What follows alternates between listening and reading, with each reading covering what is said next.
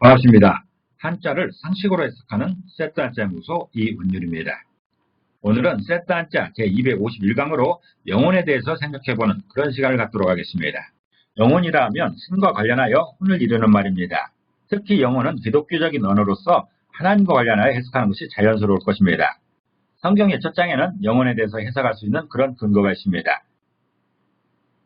성경의 첫 장을 보면 태초에 하나님이 천지를 창조하시니라.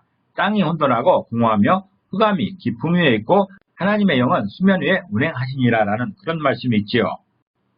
하나님의 영이 수면 위에 운행하고 있다고 말하고 있습니다.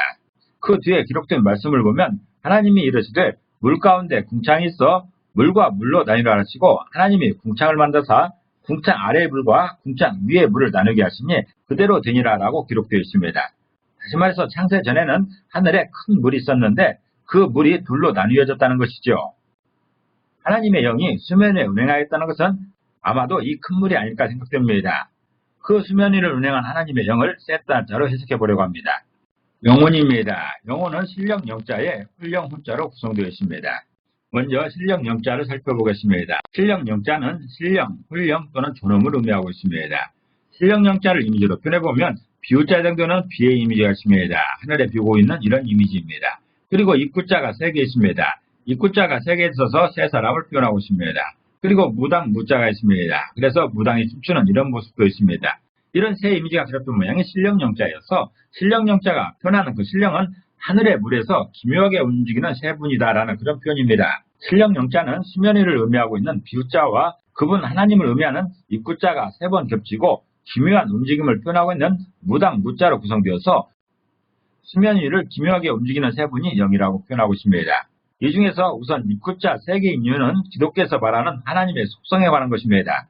기독교에서는 하나님의 존재를 삼위일체로 설명하고 있습니다.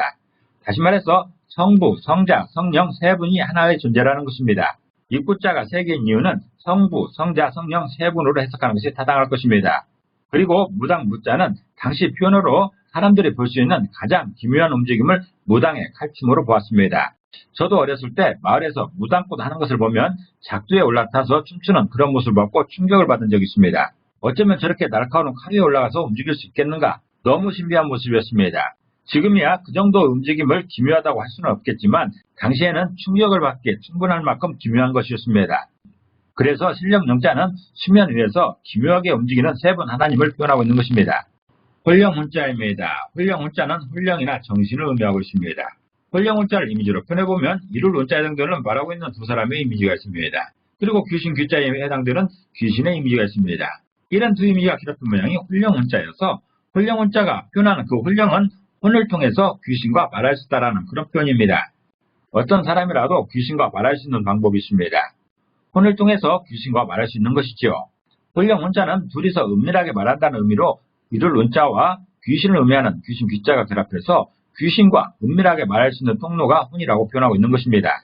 이 훈령훈자는 세트 한자 제108강에서 자세히 다뤘으니 참고하시기 바랍니다. 정리해 보겠습니다. 영혼이라는 단어가 있습니다. 영혼이라는 단어 중에 신령 영자가 표현하는 그 신령은 하나님의 영을 표현하는 것으로서 하늘의 물에서 기묘하게 움직이는 세 분으로 표현하고 있습니다. 다시 말해서 수면 위에서 운행하시는 성부, 성자, 성령 세 분을 말하고 있는 것입니다. 그리고 훈령훈자가 표현하는 그 혼은 혼을 통해서 귀신과 말할 수 있다는 것이죠. 다시 말해서 혼은 사람이 귀신과 말할 수 있는 통로라고 표현하고 있습니다. 그래서 신령은 신앙의 대상인 그분 하나님을 가리키는 것이고 혼은 그분과 교류할 수 있는 사람의 기관을 말하고 있습니다. 그러므로 영혼은 사람이 하나님과 통할 수 있는 기관 또는 통로라고 해석됩니다. 사전에서도 영혼은 정신과 구별되는 일종의 생명의 원리라고 설명하고 있습니다. 귀신과 통한다는 혼이나 력과도 구별되는 것이고 하나님과 연결되는 통로를 영혼이라고 설명하고 있습니다. 태초에 하나님이 천지를 창조하시니라.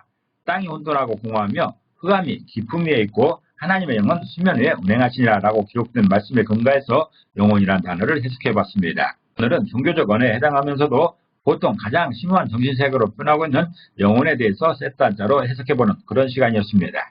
오늘도 평안한 하루 보내시기를 기도합니다. 감사합니다.